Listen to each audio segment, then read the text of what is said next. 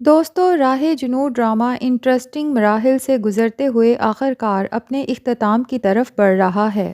ڈرامے کی آنے والی ایپیسوڈز بہت انٹرسٹنگ ہونے والی ہیں۔ اگر آپ بھی اس ڈرامے کے فین ہیں تو جلدی سے ویڈیو کو لائک اور چینل کو سبسکرائب کر لیں۔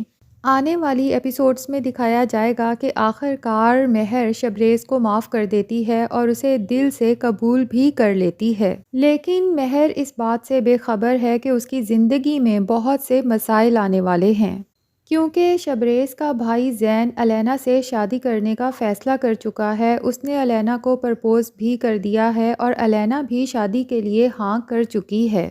یہ شادی الینا صرف شبریز اور مہر کے درمیان اختلافات پیدا کرنے کے لیے کر رہی ہے۔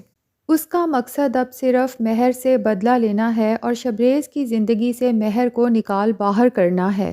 اب الینا جب شادی کر کے زین کے گھر میں آئے گی تو سب سے پہلے تو وہ نتاشا کو اس گھر سے نکالنے کا بندوبست کرے گی اور زین کو فورس کرے گی کہ وہ نتاشا کو طلاق دے دے، اور پھر اس کے بعد وہ شبریز اور مہر کی زندگی میں زہر گھولنا شروع کر دے گی۔ ان دونوں کے درمیان بہت ساری غلط فہمیاں پیدا کرنے کی کوشش کرے گی۔ الینا کی پیدا کی گئی غلط فہمیوں کی وجہ سے مہر ایک دفعہ پھر شبریز سے بدگمان ہو جائے گی اور اس سے نفرت کرنے لگے گی۔ الینا مہر کو یہ سوچنے پر مجبور کر دے گی کہ شبریز آج بھی مجھ سے محبت کرتا ہے۔ شبریز اپنی طرف سے پوری کوشش کرے گا کہ مہر کو یقین دلا سکے کہ اس کے دل میں مہر کے سوا کوئی بھی نہیں ہے، نہ تو وہ پہلے کبھی الینا سے محبت کرتا تھا نہ ہی آج کرتا ہے۔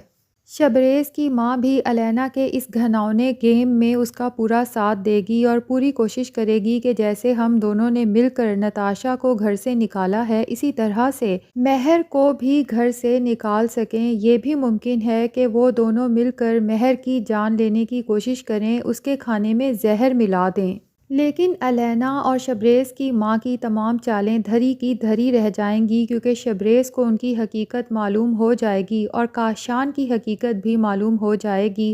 اس کے بعد شبریز ان سب کے ساتھ کس طرح سے پیش آتا ہے اور مہر کو کیسے پروٹیکٹ کرتا ہے، یہ سب ہمیں پتہ چلے گا آنے والی ایپیسوڈز میں۔ تو ناظرین، آپ کو کیا لگتا ہے کہ ڈرامے کی ہیپی اینڈنگ ہوگی یا ٹریجک اینڈنگ ہوگی؟ کمنٹ سیکشن میں اپنی رائے کا اظہار ضرور کریں۔